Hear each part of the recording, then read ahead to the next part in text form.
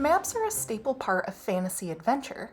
They're not just pieces of paper that tell you where to go. They're a visual representation of the places you could explore, as well as a rich and detailed plotting of how each area relates to each other.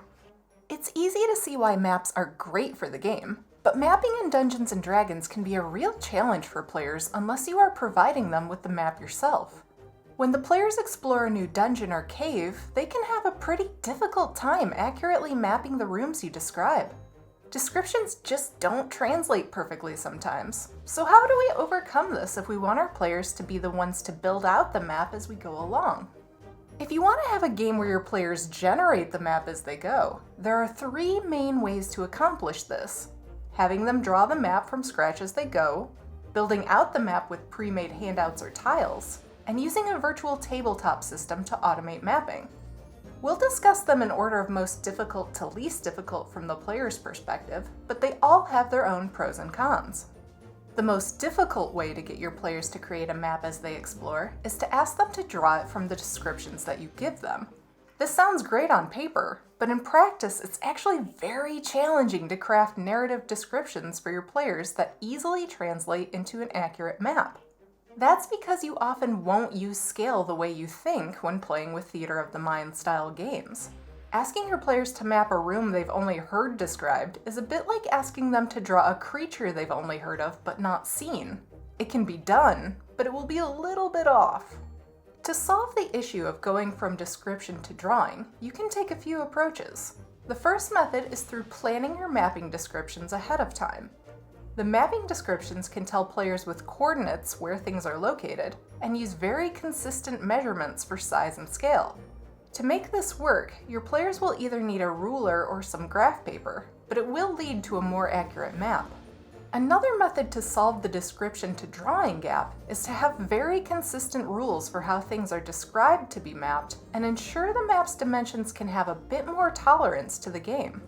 What this means is, you're still preparing descriptions, but if the rooms don't line up perfectly, it's not going to mess up the game.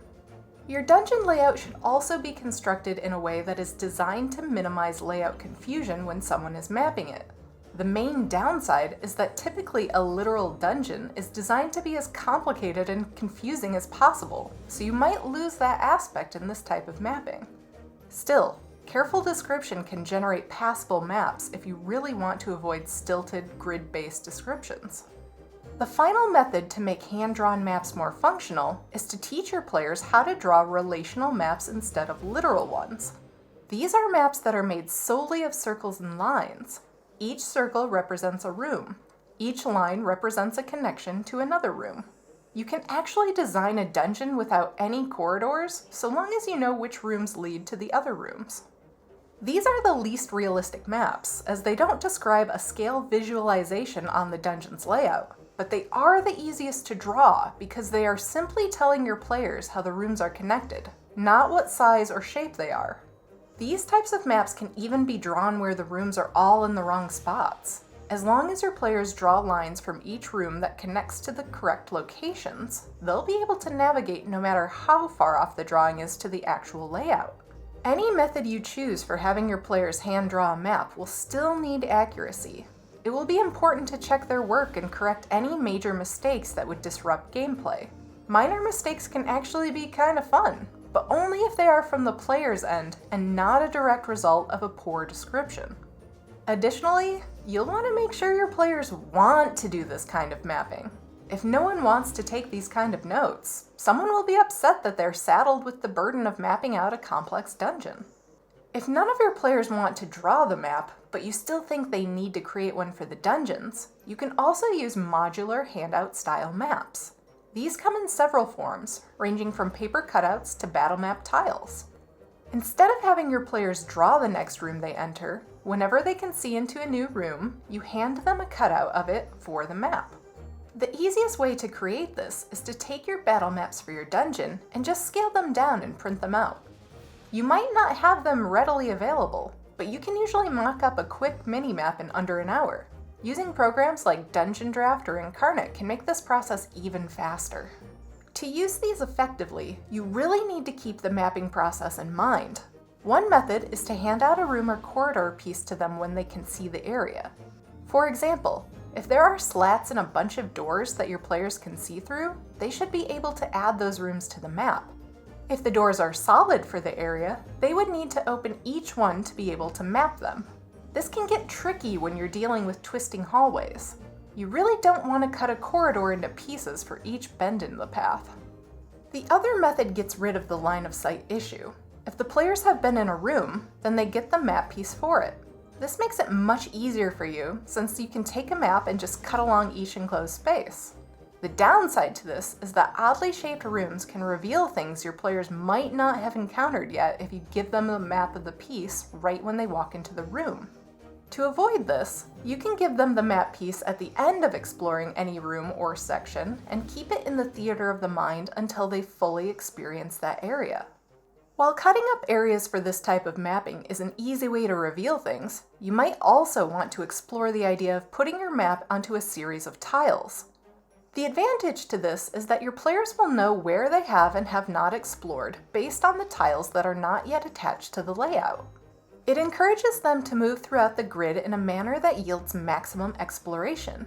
These obviously have some drawbacks, as they don't necessarily yield clean room divisions.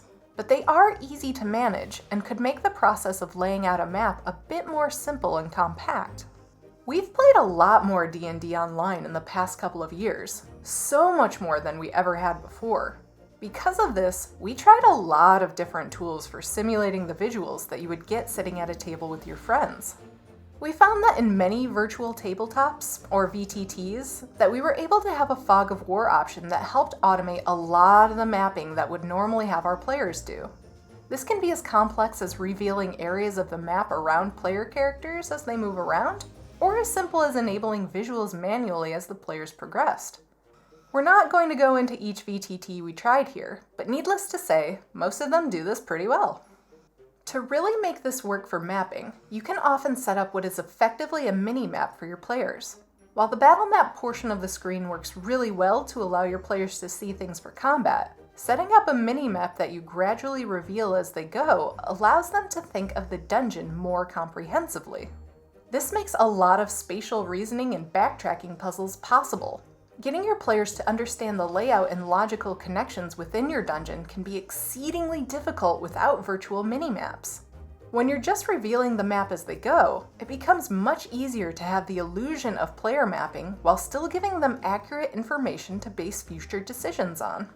We could spend a whole video diving into different VTTs and how they handle this, and we probably will in the future.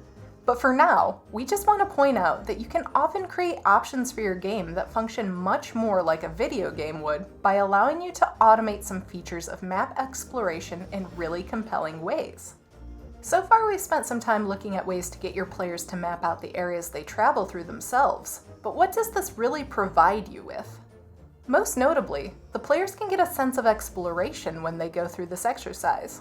By creating the map as they go, they feel like an explorer, and they are also more engaged with the layouts of where they have traveled. It's a very easy way to get your players feeling more like adventurers and less like they are just playing them in the game. Beyond just the mental change that mapping can help accomplish, you also get the ability to have your players interface with visual puzzles that would not be feasible without a map. Think of classic games like Metroid, Castlevania, and The Legend of Zelda, which rely on a detailed mini-map to help the players solve problems and explore the world. By looking at the maps in these games, players are able to find treasure they might have otherwise missed, overcome obstacles through clever rerouting, and even backtrack to areas they would have otherwise forgotten to get deeper into the dungeon. Mapping adds a whole layer to the game, and it gets very little attention in core rulebooks. We highly encourage you to take some time and think about how getting your players involved in the mapping process might help you to take your own games to the next level. No matter how you choose to tackle player-based mapping, the engagement the players get with this exercise can't be overstated. There are ways each of these types of mapping can fall short, be it miscommunication, oversimplification, or over-automation. But most games can be greatly improved with some form of mapping, even if it's the most simplistic version available.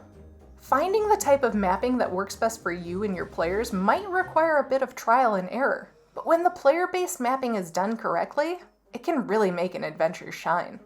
Do you have any tips for getting your players involved in the mapping process? Share them in the comments. Subscribe to the channel if you haven't already, and consider supporting us on Patreon. Happy DMing!